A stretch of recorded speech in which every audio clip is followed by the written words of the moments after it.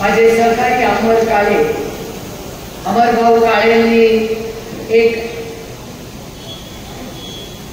शेवट घेतलं तर चालेल का? अमर काळे यांच्याकडे मी अगदीला वर्ध्याला गेले होते. पोट तिडकी तिथे भाषण करत होते आणि मला सांगत होते की सोयाबीन आणि कपासाचं अतिशय उत्तम पीक आलेलं आहे, पण हमी भाव मिळत नाही. ते सगळे शेतकऱ्यांच्या डोळ्यात ते अश्रू आज मला भाषण करताना अंगावर काढता येते. दृश्य अगदी अस्वस्थ करणार होतं. मी तिथल्या शेतकऱ्यांना शब्द देऊन आले. तो शब्द आदरणीय पवार साहेबांनी परवा मुंबईच्या सभेत दिला की महाविकास आघाडीचं सरकार आल्यानंतर सोयाबीन आणि कपासाला 7 ते 10 हजार रुपये क्विंटल आपलं सरकार. त्याच्यात काही टाळ्या वाजवण्यासारखं नाही आहे. तुमचा अधिकार आहे. काय कौतुक नाही कुठल्या सरकारने आपल्याला रक्ताचा आपल्या घामाचा किंमत दिली तर याच्यासाठी तर सरकार आहे ना. कशासाठी आहे सरकार? मला इथे बगरे सरांना तुम्ही निवडून दिलं. या तमाम मायबाप जनतेची मी मनपूर्वक आभार मानते, नतमस्तक मानते. अशा इमानदार माणसाला तुम्ही या भागातून निवडून, हे तुमचं श्रेय आहे. काही लोक मला म्हणतात, आता 2 दिवस झाले फोन यायला लागले. एखादा माणसाचा फोन येतो मला, तो कुठेतरी परदेशी आहे. तो सारखं मला फोन करून म्हणतो की ताई मशीन मध्ये गडबड आहे, मशीन मध्ये गडबड आहे. आता मी त्याला म्हणते मी मशीन मध्येच निवडून आले, मी कसं म्हणणार मशीन मध्ये गडबड आहे? आता खरं खोटं मला माहिती नाही, पण अशी एक कथा चालली आहे की काही मशीन्स मध्ये गडबड करतील असं तो माणूस म्हणतो. मी म्हणत नाही. पत्रकारांना माझं भाषण नीट ऐका. बातमी कराल तेव्हा पण नीट बातमी करा. तुम्ही जबाबदार आहात.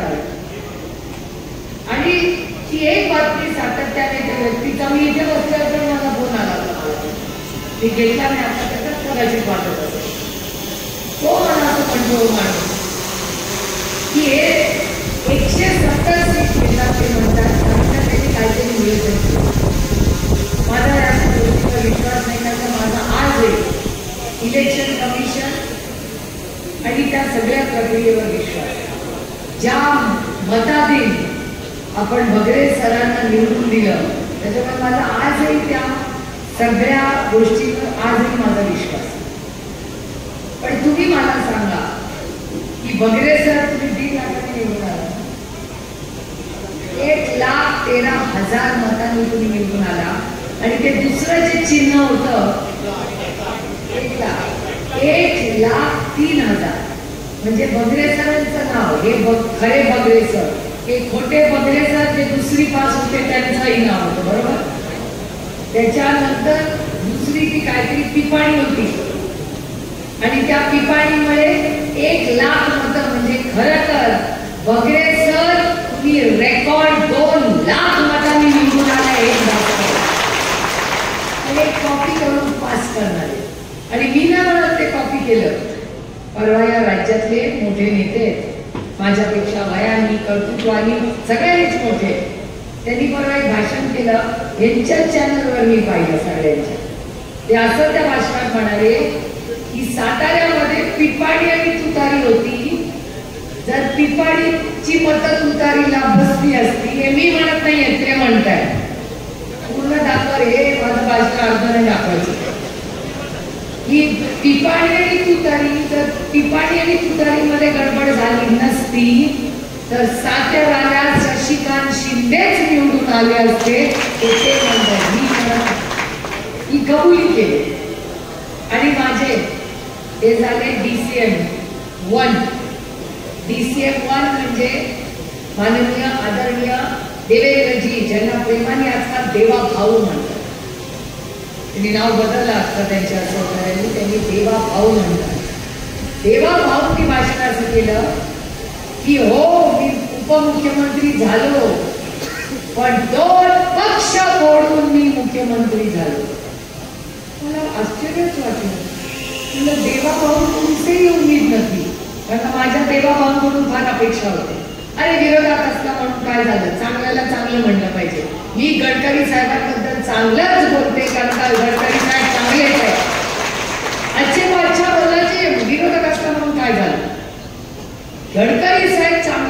पण प्रॉब्लेम गडकरी साहेबांचा नाही, प्रॉब्लेम पक्षाचा आहे.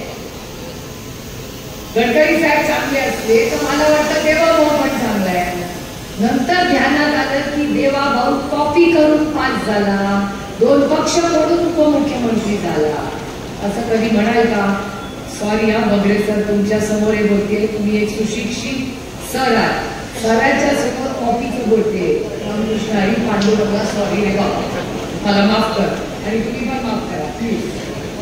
कारण का मी शिक्षकांचा फार आणि मोठ्यांचा फार मान सन्मान करते. माझे बंधू तसे आहेत, पण माझ्या त्यांच्या भाऊ बहिणीच्या नात्यापेक्षा ते शिक्षक आहेत त्याला जास्त मोठं करते, पण त्याला मी मानायचं. आणि एका शिक्षकाच्या बद्दल आपण आता साताऱ्याला कॉपी करून पास झाले मी म्हणत नाही, देवाभाऊ म्हणतात की 2 पक्ष करून आलो. त्याच्यानंतर त्यांचे सहकारी म्हणतात, हे मी नाही ते म्हणतात की जर साताऱ्याला पिपाणी नसती तर ती पण सीट गेली असती. याचा अर्थ असा बगरे सर की राष्ट्रवादी काँग्रेस पक्षाचे 9 खासदार निवडून यायला हवे होते आणि महाविकास आघाडीचे 32, शिरीष भाऊ 32 आपले यायला पाहिजे होते. ही कॉपी केली. हे सगळं जे राजकारण आहे. आणि मी तुम्हाला सांगू, लाडकी बहीण योजना, आता महिला दिसल्या म्हणून बोलणाऱ्यानंतर कांद्यावर तर व्यवस्थित बोलणार.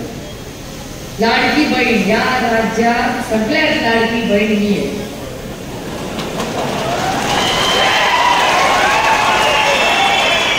आणि लोकसभेत लाडकी नव्हते. लोकसभेत तुम्ही असा दणका दिला तर की लगेच मी लाडकी.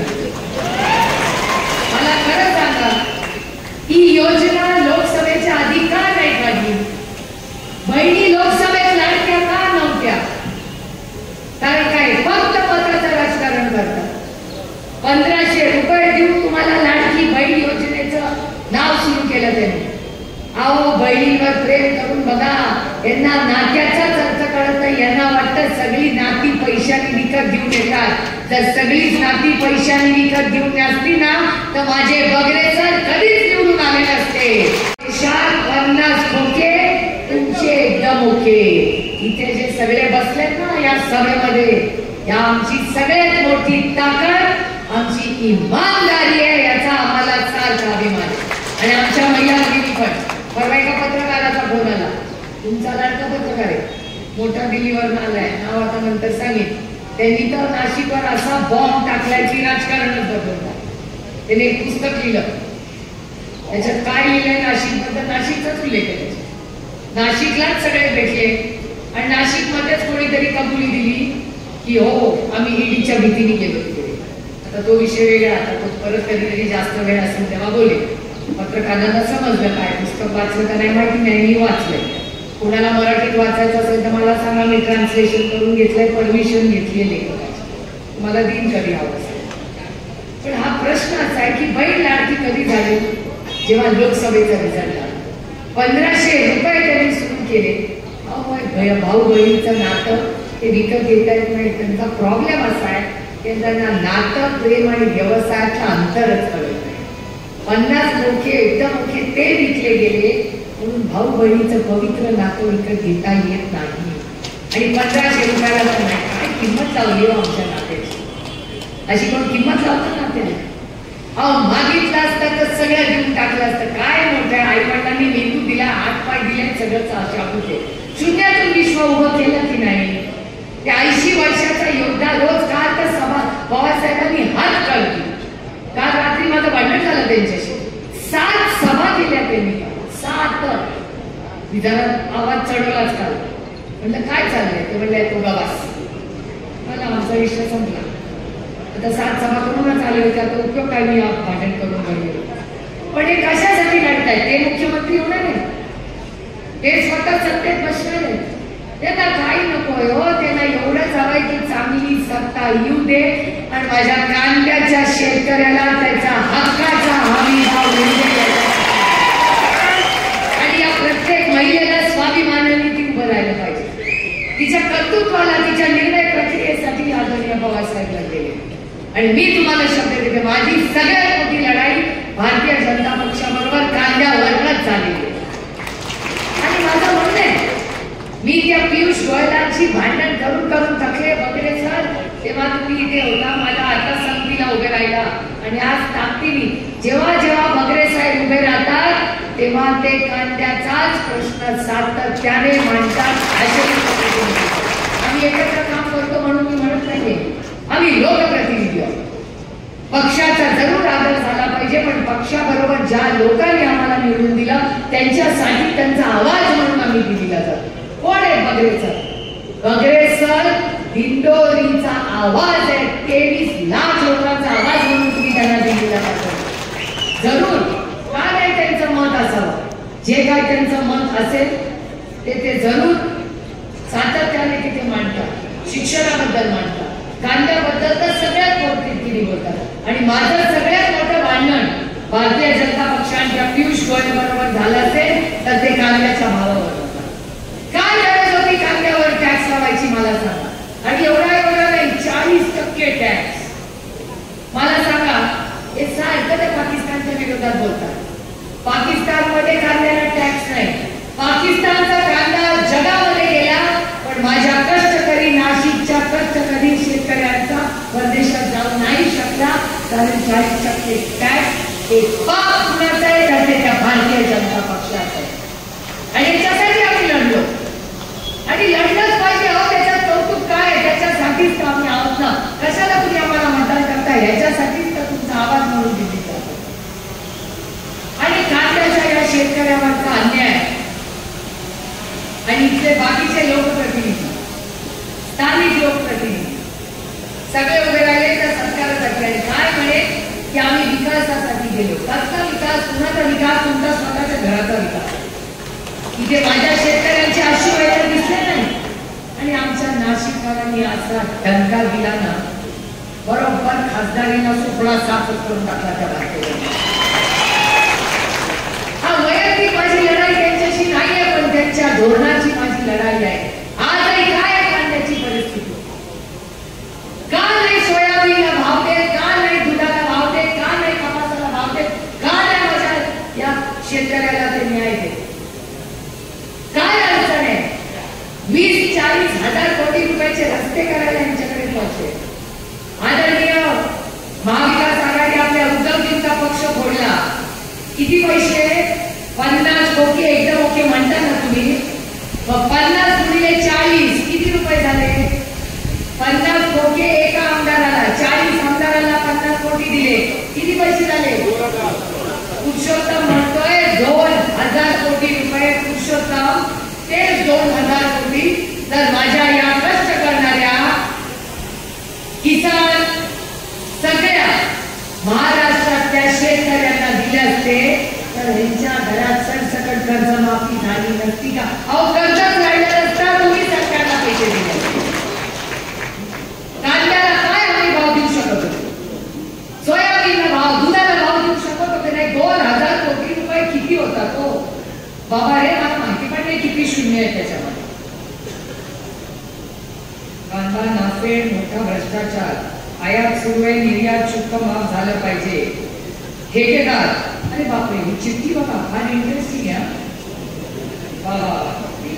मी चिठ्ठी परवानगी घेऊन जाणार आहे आणि बाकीच्या भाषणात पण दाखवणार आहे. मला अशी चिठ्ठी आली की कांदा नाफेड NCCS मध्ये मोठा भ्रष्टाचार, आयात सुरू आहे, निर्यात शुल्क माफ झालं पाहिजे. ठेकेदार, हे जास्ती इंटरेस्टिंग आहे.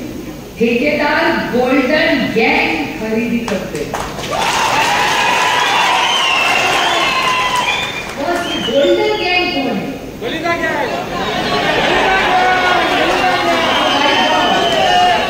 तुम्हाला सांगू, तुम्हाला एक गोष्ट सांगू का? माझ्यापेक्षा वयाने फार मोठे लोक इथे होते बसलेले आहेत. माझं पण थोडंसं वय आहे. एक पोरांनी भाषा आमचा रोहित भाईचा आठवते, मलिदा नाही पण मी आख्या पडते.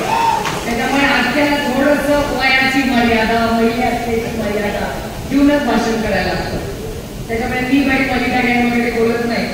पण एक तुम्हाला सांगते की ठेकेदार हा गोल्डन गँग जो कोणी असेल आणि जर याच्यात भ्रष्टाचार तुम्ही या चिठ्ठीप्रमाणे म्हणत असेल तर होत असेल तर हा भ्रष्टाचार आणि ही गोल्डन गँग मोडून काढायची नैतिक जबाबदारी ही सुप्रिया सुळे ही पत्रकारांवर रेकॉर्ड करा माझं भाषण। या राज्यामध्ये शेतीमध्ये कोणीही भ्रष्टाचार केला, माझ्या शेतकऱ्याच्या कष्टाचे हक्काचे पैसे कुठल्याही मलिदा गँग किंवा गोल्डन गँगने जर घेतले तर गाठ या सुप्रिया सुळेची आहे आणि ही ताकद। हे बघा आम्ही महिलांना छोटस काही बोललं ना की आमच्या डोळ्यातच नाचू येतात, जेव्हा आमच्यावर घात होतो ना तेव्हा तीच महिला पदर ओतून फाशीची गाडी झालेली। त्याच्यामुळे माझी गोल्डन गँग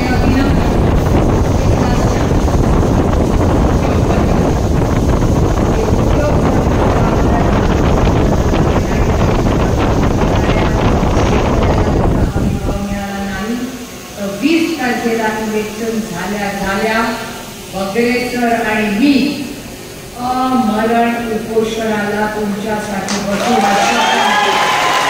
आम्ही दोघे बसू। बगरेकर लक्ष ठेवा, आपल्या या कांद्या उत्पादक शेतकऱ्याला भाव मिळालाच पाहिजे।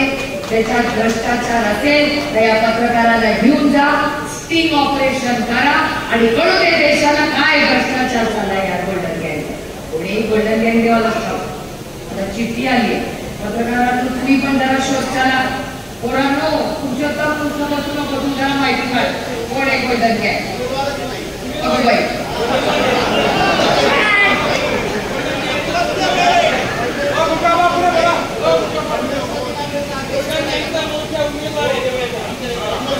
रामकृष्ण हरी, आपण घेऊन बोलायचा होता बाई। भयानक आहे परिस्थिती आणि म्हणून आपल्याला परिवर्तन करायचं। हे परिवर्तन काय उगाच आम्हाला सत्तेत बसण्यासाठी नाही। सत्ता काय असते? सत्ता हे एक माध्यम आहे तुमच्या आयुष्यात एक चांगला बदल घडवण्यासाठी। नुसते रस्ते आणि बिल्डिंग बांधून सामाजिक परिवर्तन होत नाही। सामाजिक परिवर्तन जेव्हा होतं जेव्हा तुमच्या खात्यात पैसे पडतात, तुमची लेकरं शिकतात, तुमची मुलं MIDC मध्ये कामाला लागतात, तेव्हा सामाजिक परिवर्तन। आणि हे परिवर्तन आपल्याला करायचं आणि ह्या शेतकऱ्यांसाठी ही लढाई आणि ही लढाई आपल्याला सगळ्यांना ताकदीने 20 तारखेला जिंकायची। मी बरंच काय बोलणार होते, मी ते मध्ये चिठ्ठी आली एक थोडक्यात विषय पण घेतेच कारण का तो महत्वाचा आहे। त्याच्यासमोर आपल्या राज्यासमोर शिरीष भाऊ तुम्ही निवडून येणारच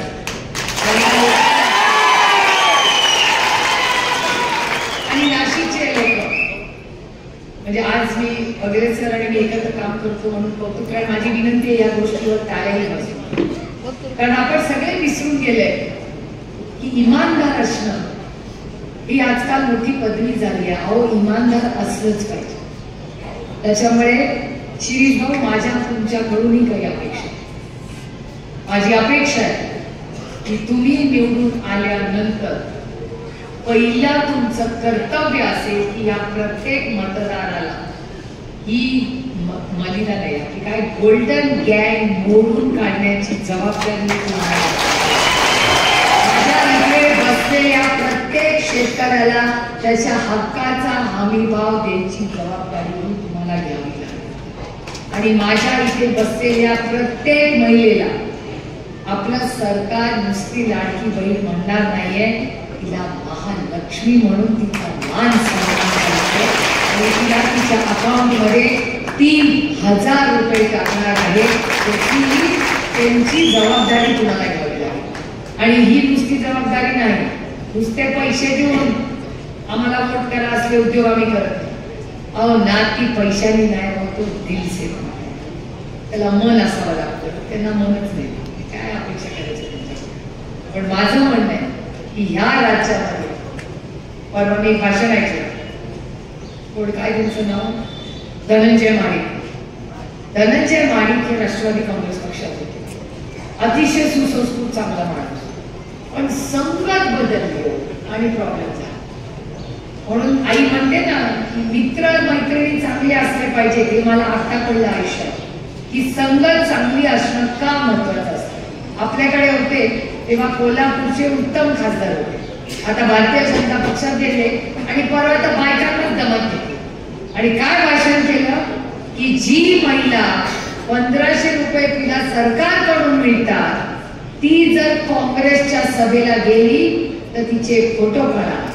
एक तर या देशामध्ये कुठल्याही महिलेचा चोरून फोटो काढणं हा गुन्हा आहे. कोणी फोटो काढले घेऊन जा पोलीस स्टेशनला, काय अडचण नाही. मी तर नेणारच असले उद्योग करणाऱ्याला. धमकी देता काय? धमकी महिलेला दिली तर डायरेक्ट पोलीस स्टेशन. आणि त्याच्यानंतर असं म्हणाले जर तू काँग्रेसच्या सभेला गेली, राष्ट्रवादीच्या सभेला गेली तर मी बघतोच तुझं काय करायचं. मला धनंजय महाडिकांना सांगायचं आणि देवा भाऊंना विचारायचे की देवा भाऊ तुम्ही या राज्याचे गृहमंत्री आहात. तुमच्या पक्षाचा नेता या महाराष्ट्रातल्या करोडो महिलांना धमकी देते आणि तुम्ही तोंड बंद करून बसता. असा गृहमंत्री तुम्हाला पाहिजे का? कैलासवासी आर.आर. पाटलांसारखा तुम्हाला गृहमंत्री पाहिजे त्यांनी 1 लाख महिलांना पोलीस यंत्रणेमध्ये नोकरी दिली. आबा जेव्हा गृहमंत्री होते तेव्हा या राज्याच्या प्रत्येक व्यक्तीला महिलेला आधार वाटायचा की अरे माझा भाऊ गृहमंत्री आहे, मी कुठेही कधी गेले तरी मला कशाची भीती वाटत नाही. मी शब्द तुम्हाला देते की महाविकास आघाडीचं सरकार आल्यावर या राज्यातली प्रत्येक महिलेची सुरक्षिततेची जबाबदारी महाविकास आघाडी घेईल हा शब्द मी तुम्हाला देते. फक्त 3,000 रुपयाचं नातं नाहीये. नाती पैशाने नाही विकत घ्यायला लागतात आणि नाती जोडायला ताकद लागते, नातं तोडायला ताकद लागत नाही. आणि ती ताकद या सुप्रिया सुळेमध्ये आहे. नाती जोडायची ताकद माझ्यात आहे आणि तीच नातं आपल्याला शिरीष भाऊच्या माध्यमातून महिला सुरक्षितता, कांद्यासाठी सुरक्षितता, सोयाबीन, कपास अनेक शब्द देतो तुम्हाला की अडचणीत आलेल्या प्रत्येक जो शेतकरी अडचणीत असेल त्याला सरसकट कर्ज माफी नुसता वाचायचा विषय नाही. ते म्हणतात खोटं बोलतात. अरे डंके की चोट पे मी सांगते जेव्हा काँग्रेस आणि राष्ट्रवादी काँग्रेसचं सरकार होतं, जेव्हा मनमोहन सिंग साहेब प्रधानमंत्री होते, आदरणीय पवार साहेब कृषी मंत्री होते, सरसकट कर्ज माफी केली होती की नाही? 70,000 कोटी रुपयाची केली होती. अरे त्याला दानच वाटते. तेव्हा कोण म्हणलं होतं का अरे बीजेपीच्या कडे गेला फोटो काढील तुझा, असं कोण बोललं होतं का? अरे म्हणून काय झालं, अरे विरोधक असला तरी काय दिलदार असला पाहिजे. अरे माझा पण भाषण ऐका, देवा भाऊ आले तर त्याच्या पण भाषणाला जा, का अडचणी? लोकशाही आहे. लोकशाहीमध्ये प्रत्येकाचं भाषण ऐकायचा अधिकार आहे आणि पाहिजे त्याला मतदान करायचा अधिकार आहे. मी म्हणून म्हणते अरे विरोधक असला तरी दिलदार असला पाहिजे. त्याचं कारण माझा विश्वास भारतरत्न डॉक्टर बाबासाहेब आंबेडकरांच्या संविधानावर आहे आणि त्या संविधानाच्या चौकटीत राहून आम्ही आमच्या राजकारणाचं राजकारण करतो. परवा देवा भाऊ काय बोलले की लाल तुम्ही जर लाल रंगाचे, आमचे लाल भाऊ बसले म्हणून बसले, मला अभिमान आहे आमच्या कम्युनिस्ट पक्षाचा आणि लाल सलामाचाही मला सन्मान आहे. मला लाल रंगाचं संविधान पकडलं माहितीये. मला चिठ्ठी आली आहे या पवार साहेबांना मानणारा तालुका आहे. आता तुमच्या भाषेत बोलत पण दुष्काळ आहे, काल कठोपात लक्ष घालून तुमचा लाडका पक्ष चांदवड देवळा हा तालुका दुष्काळात आहे. नारपार प्रकल्पामध्ये लक्ष घालून पाण्याचा प्रश्न सोडवण्यासाठी मदत करू. हा प्रश्नाचा मुद्दा ऑलरेडी तुमच्या लाडक्या खासदारांनी दिल्लीत मांडलेला आहे आणि त्याचा सगळा फॉलोअप आम्ही दोघं मिळून घेणार आहोत आणि आपलं सरकार 10 दिवसातच येणार आहे. आपल्या मुख्यमंत्र्याचा शपथ की आपण दोघं जाऊ आणि आपला हा पाण्याचा प्रश्न सोडू. आणि मला दुसऱ्या कुणाशी लढायचं आहे. अरे मेरा भी भला उसका भी भला. माझी एवढीच विनम्र विनंती की आमच्या ताटातलं पाणी नोकऱ्या दुसऱ्या राज्याला देणार. त्याचा भला होत असेल तर माझ्याकडे जास्त आहे ते सगळं तू देणं. जर हक्काने माझं अजिबात लढाई कुठल्या राज्याची नाही, त्यांचं पण भलं आपलं पण भलं. पण जर हे पाणी महाराष्ट्राच्या शेतकऱ्याच्या हक्काचं असेल, ज्या नोकऱ्या महाराष्ट्राच्या पोरांच्या हक्काच्या असतील त्या दुसऱ्या राज्याला देणं योग्य आहे की नाही? त्याच्यामुळे ही लढाई स्वाभिमानाची. छत्रपतींचा महाराष्ट्र आहे, हा शाहू फुले आंबेडकरांचा महाराष्ट्र आहे. त्यामुळे ह्या महाराष्ट्रामध्ये ज्या चुकीच्या पद्धतीने गेले 2.5 वर्ष हे राजकारण होत आहे, आणि मी फक्त आमचा पक्ष घर फोडला याच्यासाठी भाषण करत नाही. कांद्याच्या हमी भावामुळे किती अडचण झालेली आहे ती मी माझ्या डोळ्यांनी शेतकऱ्यांचं. सोयाबीन, कपास, दूध, कांदा फार मोठी आव्हान आहे, आणि ह्याच्यासाठी आपल्याला परिवर्तन करायचं. आणि योगायोग बघा, शिरीष भाऊंचं 3 नंबरला बटन, माझंही 3च होतं.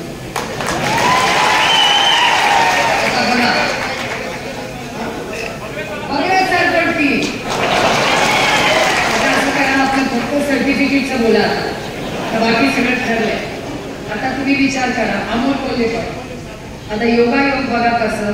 शिरीष 3, शरद 3, पवार 3, उद्धव ठाकरे, सोनिया, राहुल, प्रियंका. रोज काहीतरी नवीन शिकायला मिळतं बघा. सुप्रिया 3, तुतारी 3, भास्कर 3, वगैरे 3, मशाल 3, काँग्रेस 3, तुतारी 3, विजय 3, गुलाल 3. शिरीष, विजय, गुलाल. त्याच्यामुळे 3 नंबरचं बटन दाबून पंजा, एका हातात पंजाचा मशाल आहे आणि दुसऱ्या हातात दाढी आहे. आणि आपल्याला महाराष्ट्रात परिवर्तन घडवायचंय.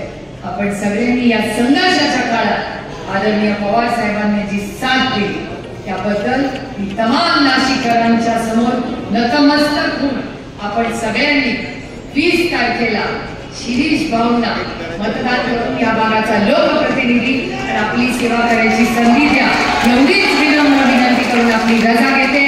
जय हिंद, जय महाराष्ट्र, जय आघाडी. रामकृष्ण हरी. रामकृष्ण हरी हातात घेऊन वाजवा तुतारी. रामकृष्ण हरी. थँक्यू. हरिश्चंद्र दुःखाचं काही झाले. मी सगळ्यांना विनंती करते की आपण तुम्ही बसता आहात तिथे, आम्ही 2 मिनिटं त्यांना श्रद्धांजली करू. तुम्ही आज आम्ही सगळ्यांनी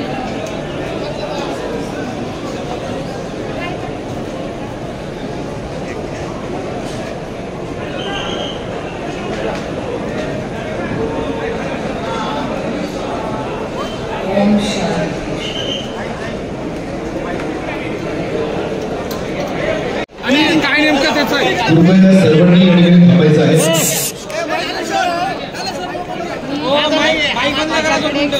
सातत्याने येतोय तो माणूस काय काय सांगतोय मला. मी याची सगळ्याची माहिती इलेक्शन कमिशनला देणार आहे, कारण माझ्या या गोष्टीवर विश्वास नाही. त्यामुळे माझी एवढीच विनंती आहे की कुणाचीही आणि कुठल्या कॅन्डिडेटची फसवणूक होऊ नये. याच्यामुळे सत्तेत असू दे किंवा विरोधात पारदर्शक कारभार व्हावा. मी कुणावरही आरोप करत नाही आहे, पण असे जेव्हा फोन येतात तेव्हा काळजी वाटते. आणि कुठल्याही म्हणजे सत्तेतल्या किंवा विरोधातल्या कुठल्याही कॅन्डिडेटची फसवणूक होऊ नये एवढंच आहे. त्या सगळ्याची माहिती मी इलेक्शन कमिशनला देणार.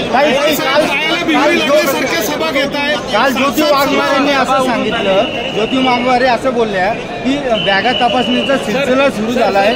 महिला जिथे जातात ज्या प्रवक्त्या आहेत एकनाथ शिंदे गटाच्या, आणि जेव्हा बॅगा तपासल्या जातात आमच्या बॅगांमध्ये आमच्या आंतरवर्षाचा असतात, पण त्या ठिकाणी लेडीज पोलीस नसतात. काय सांगाल? मला असं वाटतं तुम्हाला इलेक्शन कमिशनशी सगळं बोलावं लागेल. माझी बॅग आज तपासली.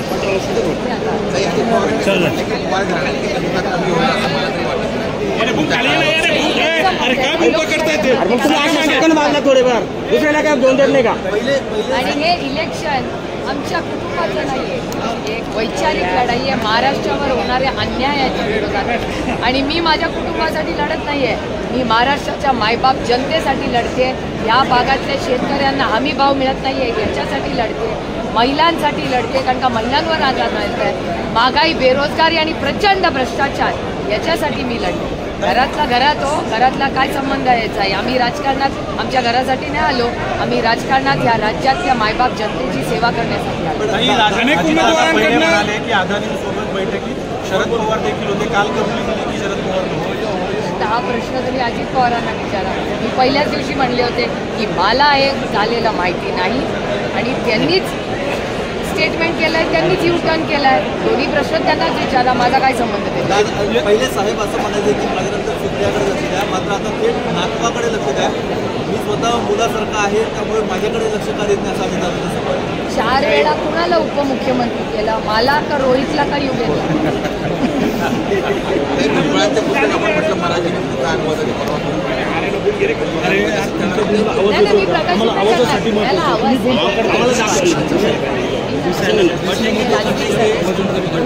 या विधानावर अजितदादांपाठोपाठ पंकजा मुंडेच्या भाजपच्या आहेत त्यांनी देखील आक्षेप घेतला. हे भारतीय जनता पक्षामध्ये पूर्णपणे 2 विचार झालेले. एकीकडे देवाभाऊ एक म्हणतात, दुसरीकडे त्यांचे मित्रपक्ष आणि पंकजाताई एक म्हणतात. याचा अर्थच भारतीय जनता पक्षाचेच 2 भाग झाले. आधी 2 पक्ष फोडून पास होणारे देवाभाऊ, ह्याचं उत्तर देवाभाऊंनाच विचारा की तुमचाच पक्ष विचाराने त्याचे 2 भाग झाले. त्याच्यात काय आम्ही इन्कम टॅक्स, CBI, ED, आईस बीस काही नाही. आमच्याकडे तरी पक्ष फोडताना आईसचा वापर झाला. इथे तर वैचारिक भूमिकेतच 2 भाग झाले. त्याचं उत्तर तुम्हाला देवाभाऊंना विचारायला लागेल की भारतीय जनता पक्षामध्ये 50-50, अर्धा पक्ष एक म्हणतो आणि अर्धा पक्ष दुसरंच म्हणतो. मोदींची सभा आज हे मुंबईमध्ये हाल विचारांमध्ये सरकार कसं चालवायचे? अजितदादांच्या विरोधात पवार कुटुंबीय, मात्र नीता पाटील नीता पाटील नाही, विजया पाटील तुमच्या चॅनलवर. नीता पाटील नाव द्या, त्यांचं नाव विजया पाटील. त्या प्रचार करणार आहे. लोकशाही आहे, प्रत्येकाला अधिकार आहे. एका सशक्त लोकशाहीमध्ये कोणी कोणाचा प्रचार करायचा हा त्याचा अधिकार असतो. मुंबईमध्ये मोदींची सभा होते, मात्र अजितदादा त्या सभेला नसणार आहेत, ते नाशिक दौऱ्यावर येत आहेत.